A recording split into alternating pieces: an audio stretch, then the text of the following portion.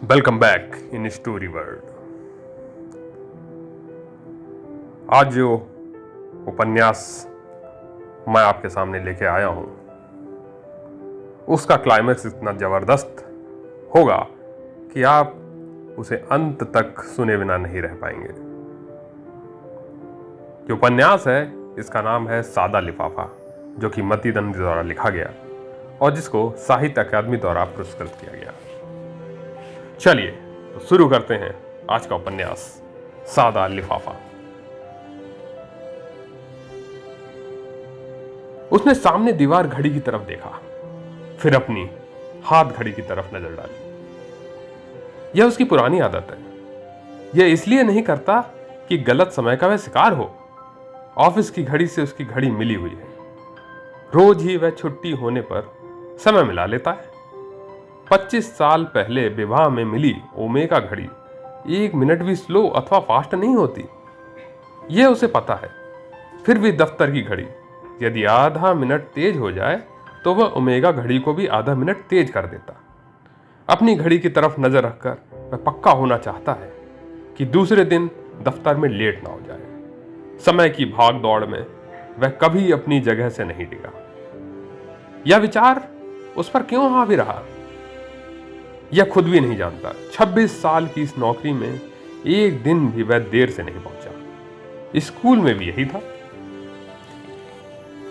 Class में 3 भागों में बटे सीटों के बीच से जाने के लिए 2 संकरी गली सी जगह बनी थी। वह अंतिम बेंच पर 3 साथियों के साथ बैठता था। उसके पास लंबा और मोटा सा एक लड़का बैठता जिसका नाम था तिन कौड़ी। दादी की मृत्यु के कारण 3 दिन अनुपस्थित रहकर जब वह स्कूल गया तो देखा कि तिन कौड़ी उसकी जगह पर बैठा है। पहले उसने आहिस्ता से झिड़की दी। इस पर तिन कौड़ी ने कहा, यह क्या तेरे बाप की खरीदी हुई जगह है? क्लास में मास्टर साहब से उसने शिकायत की। तिन कौड़ी ने उसकी जगह छोड़ते हुए धीमे से कहा था, छुट्टी होने दो, लात मार मार कर भुर्ता बना दूंगा। छुट्टी हो जाने के बाद भी वह क्लास में बैठा रहा। क्लास खाली हो गया, स्कूल भी खाली, पर वह डर से नहीं निकला। कमरे का दरवाजा बंद करते समय दरवान ने उसे अंदर देख अवाक रह गया। फिर बोला, अभी यहीं बैठे हो? वहां से निकलने के बाद भी स्कूल से 1 घंटा बाद निकला। जब गेट पर से दरवान ने चिल्लाकर उसे बाहर जाने के लिए कहा, कोई नहीं है, अब बाहर निकलो, तब भी वह तिनकौड़ी के डर से सीधे रास्ता न पकड़कर पीछे वाले घुमावदार रास्ते से घर पहुंचा था। दूसरे दिन तिनकौड़ी ठीक कब उसी तरह लात मारेगा यह सोच सोचकर वह सो नहीं पाया था। वर्ष के बीच में हठात तिनकौड़ी को बेंच के किनारे बैठने की क्यों इच्छा हुई, इस पर भी वह सोचता रहा। अंत में उसे लगा कि किसी एक भयंकर दुर्घटना में पड़कर तिन कौड़ी का स्कूल आना बंद हुआ तो उसका बचना मुश्किल है। भगवान से उसने प्रार्थना की कि तिन कौड़ी के लिए कोई रास्ता ढूंढ निकाले। दूसरे दिन क्लास में जाकर देखा कि लड़के एक जगह जमा हैं। उसको देखते ही एक ने चिल्लाकर बताया, जाओ तुम बच गए। कल तिन कौड़ी का ट्राम दुर्घटना में एक पैर जाता रहा। कंडक्टर के टिकट मांगने पर वह चलती ट्राम से कूदने लगा था, फिसलकर ट्राम के नीचे आई। प्रियव्रत ने फिर घड़ी पर नजर डाली। पिछले 30 वर्षों में पहली बार फड़ी पाल के आने में देर हो रही है। प्रत्येक महीने की पहली तारीख को तनख्वाह के दिन ठीक 4:30 बजे चला आता है।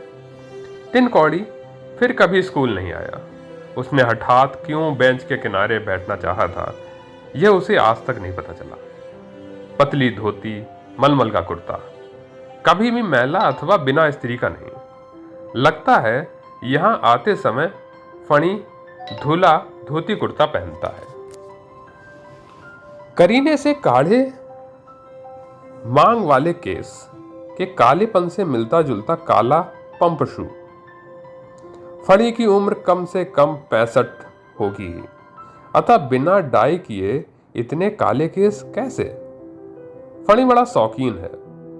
बाएं हाथ की 3 उंगलियों में 3-3 अंगूठियां, एक में तांबे की, दूसरे में मूंगा और तीसरे में 3 रंगों का पत्थर जड़ा हुआ। लगता है आज वह नहीं आएगा। 3 कौड़ी की तरह ट्राम के नीचे अथवा उसी तरह की किसी दुर्घटना में यदि फणी का पैर कट जाए तो क्या हो?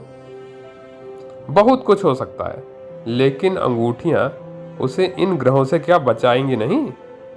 इसीलिए तो उन्हें पहना रहता है। 1.5 साल पहले एक मोटी छड़ी हाथ में थामे पहली बार फणी आया था। रास्ते पर कोहड़े के छिलके पर पैर पड़ने से फिसल गया था। बाएं पैर में नीचे मोच आ गई। अच्छा बताओ, तो ये छड़ी क्यों ली है? फणीपाल भौवें चढ़ाकर छोटी छोटी आंखों से ताकता हुआ हंस रहा था। बोलोगे फिसलकर गिर ना पड़ूं, इसलिए अपने को संभालने के लिए ना? अरे शरीर को गिरने में लाठी सोटे द्वारा क्या बचाया जा सकता है? इसे लिया है जिससे कि रास्ते पर पड़ी उन चीजों को हटाता चलूं। यही तो तुम्हारे ऑफिस के दरवाजे के पास एक जूठा पत्ता पड़ा देखा, एक तरफ छड़ी से हटा दिया। फणीपाल की बातें सुनते सुनते प्रत्येक महीने पहली तारीख को जिस तरह एक सफेद लिफाफा आगे बढ़ा देता है, उसी तरह ड्रॉर से निकालकर मेज पर बिखरी 3 उंगलियों के सामने लिफाफा रख दिया। लिफाफे को नजरअंदाज करते हुए फणी बड़ी उत्सुकता से बोला, कुछ बातों पर भरोसा रखकर आगे की ओर बढ़ने की जरूरत है। वेरी डेंजरस टाइम, अभी वेरी डेंजरस।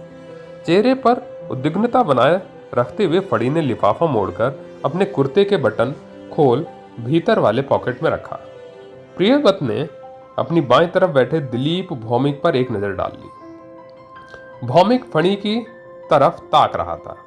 ऑफिस के इस कमरे के सारे लोग जानते हैं कि तनख्वाह के दिन यह आदमी आकर एक लिफाफा ले जाता है। लिफाफे में रुपए होते हैं। कितने रुपए? इसे कोई नहीं जानता। इस आदमी को बड़ा अभाव है। हर महीने ठीक इसी तरह फड़ी बटन खोलता है, लिफाफे को मोड़कर पॉकेट में डालता है। प्रियव्रत को यह अजीब लगता है। 20 सालों से एक ही तरह का लिफाफा देता है और एक ही तरह का कुर्ता फणी पहनकर आता है और एक ही तरीके से बाएं हाथ की 2 उंगलियों से बटन खोलता है। अब एक गिलास पानी पिलाओ। प्रियव्रत पहले झट से चपरासी को पानी ले आने के लिए बुलाता था। 4 महीने बाद उसे लगा कि इस तरह से तो फणी 2-3 मिनट अतिरिक्त समय ले लेता है उसका। लिफाफा उसके हाथ में थमाने के साथ साथ उसे लगता है कि उसके अंदर कोई हत्यारा उठ बैठा है। उसकी इच्छा होती कि मेज की उस पार कूदकर फणी के कुर्ते को तार तार कर डाले। संभवतः इतना ही। इसलिए वह फणी के आने के पहले ही एक गिलास पानी टेबल पर ढककर रख देता है और फणी के मांगते ही वह गिलास बढ़ा देता है। इसके बाद से ही फणी फिर कभी पानी नहीं मांगते, बल्कि खुद ही गिलास का ढकना उठाकर गिलास से पानी पीते हुए बोलता है, तुम तो अभी निकलोगे नहीं, मैं चलता हूं। प्रियव्रत ने भरे गिलास की तरफ देखा। यह क्या इसी तरह पड़ा रहेगा, या कि वह खुद ही पी ले? बनी बनाई लीक से हटकर आज पहली बार परिवर्तन की गुंजाइश देखकर उसे घबराहट हो रही है। फणीपाल तो आज नहीं आएगा। पानी क्या वह पी ले? आपके भैया जी आए नहीं, यही तो चिंता हो रही है। बूढ़े हुए कुछ हो हवा तो नहीं गया? प्रियव्रत चिंतित होकर भौमिक की तरफ ताकता रहा। वे तो अन्य वक्त आते हैं, पता कीजिए ना किस तरफ रहते हैं वे। हमारी तरफ ही। तब तो घर लौटते हुए एक बार पता कर लीजिए। स्वदेश सरकार आकर भौमिक की मेज पर हाथ रखकर खड़ा हुआ। प्रियव्रत उस वक्त सोच रहा था कि लिफाफा ड्रॉर में रख दे या साथ लेता जाए। ड्रॉर का ताला बंद करता है, फिर भी वह लिफाफा सबकी नजर बचाकर रखेगा। तब तो ताला तोड़ने की आशंका नहीं रह जाती है। इन 26 सालों में एक बार वह छाता भूलकर छोड़ गया था। दूसरे दिन आने पर उसे मिल गया। चपरासी सतीश ने उठाकर रखा था, इसलिए उसने सतीन को 1 रुपया बख्शीश में दिया था। 4 साल पहले वे रिटायर हो गया है। फिर कभी तो सतीन की तरह नहीं। लिफाफा पॉकेट में रखकर ले जाने में सुरक्षा नहीं। मौलाली मोड़ से राजा बाजार तक सियालदा के इस इलाके में बसों में पॉकेट मार रहते ही हैं। पिछले महीने उसने हमउम्र एक व्यक्ति को बस में बुक्का फाड़कर रोते हुए देखा। व्यापारी को देने के लिए 4,000 रुपए उसके हाथ में लटके बैग में थे। किसी और की पॉकेट मारी न कर उसके बैग को अपना निशाना बनाया, अतः पॉकेट मार पहले से जानता था। प्रियवत के पास बैठे एक व्यक्ति ने कहा, इतना रुपया लेकर चलते वक्त सावधानी बरतनी चाहिए। दूसरे ने प्रियवत को भुनभुना कर बताया। खुले ड्रार में लिफाफा रखते समय उसने नजर बचाकर देखा। वे दोनों एक दूसरे से बातें कर रहे थे। आप हुए 11वें, अब देखता हूं अतुल भाई 12वें होते हैं या नहीं। प्रियवत ड्रार बंद करने के बाद संभल कर बैठ गया। भौमिक भाई नहीं बता सके कहकर स्वदेश मेज पर दोनों हाथ रखकर एक तरीके से झुककर खड़ा हुआ। अतुल भाई अब आपकी बारी। बाबर पहले मुगल बादशाह हुए तो बहादुर शाह जफर कितने नंबर का बादशाह बताओ। अचानक इस तरह का बेहुदा सवाल क्यों? प्रियवत की आवाज में कोई कौतूहल नहीं। वजह है बाद में बताऊंगा। बड़ा कठिन सवाल है। बहादुर शाह का नाम तो सुना ही है। साल 1837, 67 साल की उम्र में दिल्ली मसनद पर बैठे और 20 साल तक राज चलाया। उसके बाद सियासी विद्रोह के वक्त अंग्रेजों ने उन्हें सपरिवार रंगून भेज दिया। उन्हीं के दरबार में मिर्जा गालिब थे, जिनके नाम से आज फिस्कल स्ट्रीट का नाम पड़ा है। खैर जाने दीजिए। अब बताइए बहादुर शाह कितने नंबर के मुगल बादशाह थे? नहीं पता। कहा ना कठिन सवाल है। स्वदेश के चेहरे पर चमक आ गई। जो कठिन सवाल पूछता है वह बहुत मंद बुद्धि वाला आदमी नहीं होता। यही बात सबको बताना चाहता है। बहादुर शाह के बारे में इतनी मातापच्ची की अभी क्या जरूरत है? भौमिक ने दीवार घड़ी की तरफ देखकर कहा, फिर बिखरी चिट्ठियों तथा मेमो आदि को समेटकर पिन लगाने लगा। जरूरत नहीं है मायने। जरूरत नहीं है मायने? 300 साल से ऊपर जिसने भारत की बागडोर थाम रखी, उसी वंश के अंतिम बादशाह का कोई महत्व नहीं? क्या कह रहे हैं भौमिक भाई? जानते हैं मुगल वंश का अंतिम व्यक्ति यानी बहादुर शाह के नाती के साहबजादे ने नील रतन सरकार अस्पताल के फ्री बेड पर पड़े पड़े 1980 में दम तोड़ा। किसने कहा तुमसे? भौमिक ने उत्सुकतावश जानना चाहा। स्वदेश के चेहरे पर मुस्कान फैल गई। जानना चाहिए समझे, खबर रखनी चाहिए। इस अंतिम मुगल का नाम था prince Bedar Bakht, officially recognised last Mughal male descendant. India government 250 pension के तौर पर देती रही। उसकी 5 बेटियां, कोई बेटियां नहीं। अतः मुगल वंश इसी नील रतन के फ्री बेड पर ही समाप्त हो गया। स्वदेश के चेहरे से पता चलता है कि इस बात को बताने के लिए कब से भूमिका बांध रहा था। समझे अतुल भाई? भौमिक फाइल की तरफ नजर रखे फीता बांधता हुआ बोला, इतनी छिपी खबरें, भीतरी खबरें, गुप्त बातें जानने के लिए स्वदेश की यह उत्सुकता एकदम अच्छी नहीं है। किसी दिन आकर बोलेगा, अच्छा बोलिए तो हमारे ऑफिस में कौन कौन असली उम्र छिपाकर काम कर रहा है? खतरनाक आदमी है ये स्वदेश सरकार। भौमिक और स्वदेश ने यदि ध्यान दिया होता तो देखते कि प्रियवत के चेहरे पर रक्त शून्य मृत व्यक्ति के चेहरे जैसा पीलापन छा गया। मैं खतरनाक आदमी हूं सुनकर दुख हुआ भौमिक भाई। आपने मुझे दुख दिया। इस दुनिया में किस आदमी का लुका छिपा किस्सा नहीं है? बोलिए तो। मेरा है, आपका है, अतुल भाई का है। झूठ कह रहा हूं? स्वदेश ने प्रियवत की तरफ देखा, शायद उसका समर्थन मिले। वह हंसा, थोड़ा हंसा। साथ ही उसे लगा कि यह हंसी उसकी वाजिब है। बातें ना करने पर जो अपनी तरफ से बात नहीं करते उनसे इतनी भर हंसी से ज़्यादा आशा नहीं की जा सकती। लेकिन वह जानता है कि इतनी सी हंसी के लिए भी कोशिश करनी पड़ी है। स्वदेश की बात सुन अतुल भाई का भी है, उसके दिमाग में हथौड़े की चोट करके उसे बेकाबू कर गई। स्वदेश ने ऐसा क्यों कहा? उसने कुछ अंदाजा लगाया है? फणिपाल आज नहीं आया। वह क्या स्वदेश को पहचानता है? कभी उन दोनों को बातें करते देखा है अथवा आपस में हंसी ठट्ठा? फणी का उससे ऑफिस में किसी से भी परिचय नहीं कराया। तब भी सभी ने देखा है कि प्रत्येक महीने वह तनख्वाह के दिन आता है, सामने बैठकर एक सादा लिफाफा लेकर चला जाता है। हर महीने पिछले 20 वर्षों से फणिपाल का यह कारोबार लोगों की नज़र में पड़ता है। इस कमरे में 20 वर्षों से भी ज़्यादा साल तक नौकरी की है उसने। उसके अलावा 2 और व्यक्ति हैं। भौमिक की नौकरी 16 वर्ष और स्वदेश 7 वर्षों से। प्रियव्रत ने चाबी डाल ड्रार खींचकर देखा, ताला बंद किया है या नहीं। दीवार घड़ी की तरफ देखा, 5 बजने में 5 मिनट बाकी हैं। चलें क्या अतुल भाई? स्वदेश बोला। हाँ, आज थोड़ी जल्दी। हाथ में 2 फाइल उठाकर प्रियव्रत उठ खड़ा हुआ। कुर्सी के पीछे वाली स्टील अलमारी में दोनों फाइलें रखकर पल्ला बंद किया, फिर चाबी घुमा दी। अतुल भाई के पास उसके दूर के रिश्तेदार हर महीने पहली तारीख को आते, रुपए लेने, सहायता के रूप में। शायद आज आए नहीं, इसलिए उनका मन खूब डिस्टर्ब है, स्वाभाविक है। भौमिक की तरफ ताक कर प्रियव्रत ने हंसने की कोशिश की। स्वदेश की नजरों में श्रद्धावश संकुचन है, अन्यथा गोपनीय कारोबार के बारे में कौतूहल तो छुपा ही है। प्रियव्रत ने अलमारी के पल्ले खींचकर देख लिया कि बंद हुई या नहीं। विभागीय मैनेजर सजल दत्त की मेज पर हाजिरी वाला रजिस्टर रहता है। 5 मिनट पहले हस्ताक्षर करें तो कुछ बोलेंगे नहीं, लेकिन इसे नोट करके रख देंगे। प्रियव्रत नहीं चाहता कि किसी भी तरह कोई ऑफिस में उसे याद रखे। एक हल्की छाया की तरह वह 26 वर्ष से इस ऑफिस में डोलता रहा।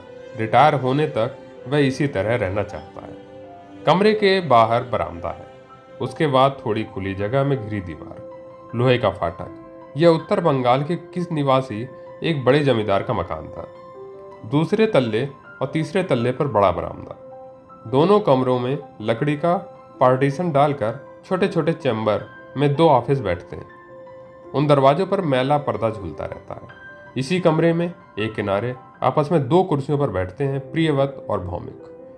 पार्टीशन ना भी हो तो कमरे जैसी जगह ही है। बरसात के दिनों में टेबल लैंप जलाकर काम होता है। मोटी दीवार होने की वजह से गर्मी के दिनों में भीतर ठंडा ही रहता है।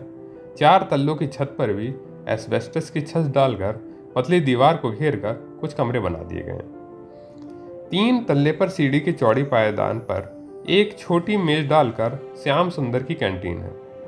चूल्हे पर चाय ऑमलेट बनता है, डबल रोटी और घर की बनी घुगनी भी मिलती है। एक लड़का प्रत्येक मेज पर घूम घूम कर चाय और खाना दे आता है। एक मैली कॉपी में श्याम सुंदर उधार का हिसाब रखता है। प्रियव्रत ने पिछले महीने के बकाया 53 रुपये आज ही दिए। बरामदे में आकर आकाश की तरफ उसकी नजर गई। फाटक के दोनों तरफ 4-4 पाम गाछ, उसके ऊपर झूझट की तरह आकाश में काले काले बादल छाए हुए। कब ये बादल छा गए, भीतर बैठकर अंदाजा नहीं लगा सका। आश्चर्यचकित वह ताकता रहा। पिछले 3-4 दिन कलकत्ता की गर्मी 37-38 डिग्री तक पहुंच गई थी। दोपहर को ऑफिस के भीतर रहकर समझ नहीं सका कि बाहर धूप कितनी है। बाहर से जो घूम कर आए उनके मुंह से सुनकर पता चलता है कि गर्मी कितनी असहाय हो उठी है। भौमिक ने कहा था, यह सब बकवास है। गर्म देश के लोगों के मुंह से गर्मी की बात शोभा नहीं देती। बात सही है। बस से लौटते समय इतनी दमघोटू गर्मी में निर्विकार रूप से लदे फदे लोग भी इसकी शिकायत नहीं करते। सीट पर बैठे लोगों के ललाट अथवा हाथ पर खड़े लोगों की कोहनी से झड़ पड़ती पसीने की बूंदें। वे गुस्सा नहीं होते, केवल दहशत से भरे चेहरे की तरफ कड़ी नजरों में एक बार ताक कर बुड़बुड़ करते हुए पसीने की बूंद पोंछ लेते। धूप सरक गई है, लेकिन मिटी नहीं है। आकाश के एक तरफ नीलापन लिए धूप अभी बाकी है, पर वे घने बादल सिमटकर बढ़ जाएंगे। बरस की पहली काल बैसाखी, जिसको कहते हैं आंधी पानी, आज ही आएगी लगता है। जल्दी से बस मिल जाए तो कम से कम छाती बागान अथवा मानिक तल्ले तक वर्षा से पहले निकल जा सकता है। फणिपाल के बारे में पता लगाना लगता है आज संभव नहीं होगा।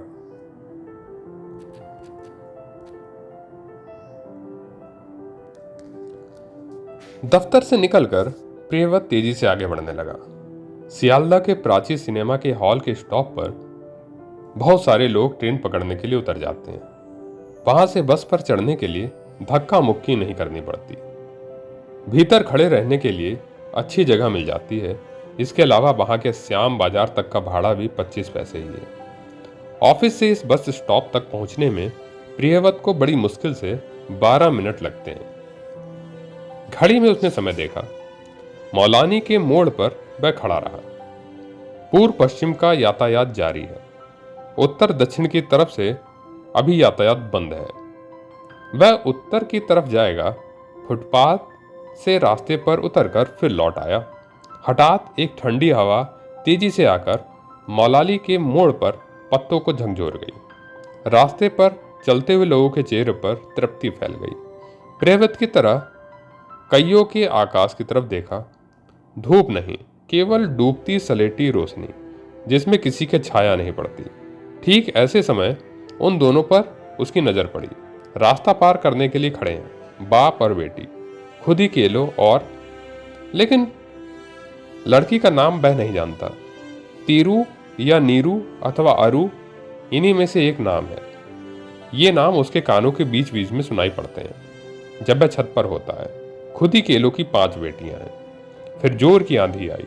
रास्ते पर पड़े सूखे पत्ते, कागज को उड़ाती हुई धूल सनी हवा से बचने के लिए प्रियव्रत ने पीठ घुमाकर आंखें मूंद ली। बालों में धूल सन रही है। गर्दन व हाथों के खुले भागों में धूल पड़ने से चमड़ी में तनाव आ गया। टीन की छत अथवा दुकानों में साइन बोर्ड इसी तरह आंधी में उड़ जाते हैं। प्रियव्रत जल्दी से भागते हुए एक लेदर मशीन की दुकान के दरवाजे के पास आ खड़ा हुआ। बालों में उंगलियां फेरते हुए हठात उसने देखा कि खुद ही केलो और उसकी बेटी पास में ही खड़े हैं। उसकी तरफ देखकर प्रियव्रत की आंखों में अनिश्चितता की झलक आ गई। कम से कम 25 अथवा 30 वर्षों से उनका कोई संपर्क नहीं था, जबकि किशोरावस्था में वे एक साथ खेलते रहे थे। उनका मकान भी सटा हुआ था। दोनों मकानों की खिड़कियों व दरवाजे खुलते ही 4 फुट चौड़ी और लगभग 25 गज लंबी पत्थर की गैलरी नजर आती। उसके दोनों तरफ पूरी 12 खिड़कियां थी। जब बाहर कच्चा पखाना था तब इसी गैलरी से जाकर मेहतर साफ करते थे। प्रियव्रत ने वैसे ये कच्चा पखाना नहीं देखा था। छुटपन में चोर पुलिस का खेल खेलते खेलते समय वह गैलरी काम आ जाती थी। तब एक मकान की दीवार पर गले लोहे से लिखा शिवार्ड स्विच अथवा अक्षर आड़ा पड़ा था। गैस बत्ती उसी खिड़की दरवाजे के पास जलती थी।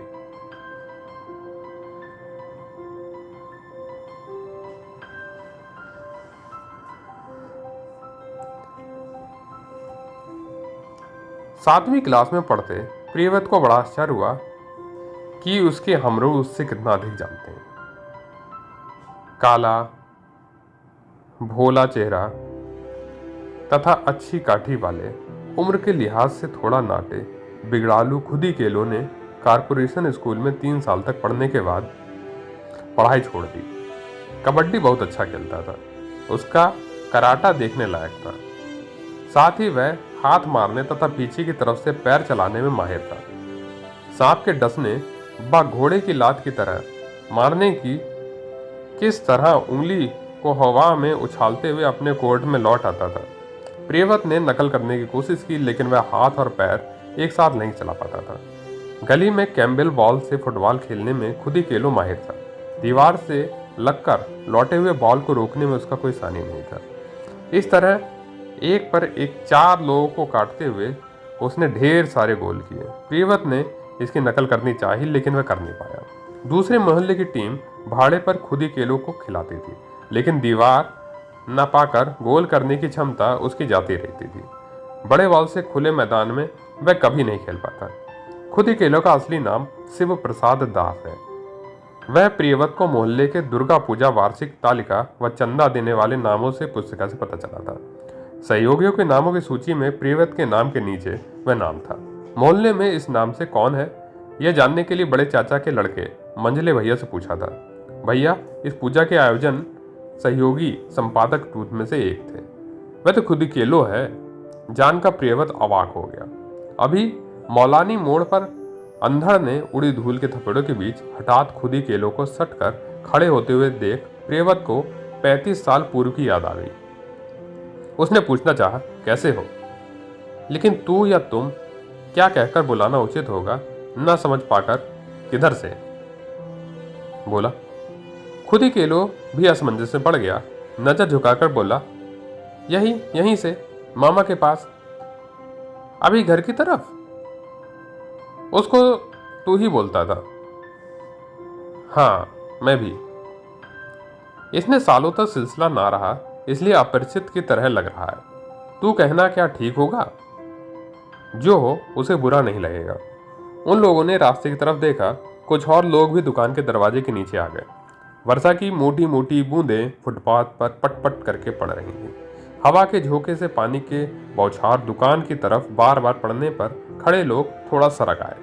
कुछ एक लोग दरवाजे के ऊपर सीढ़ियों पर चढ़ गए।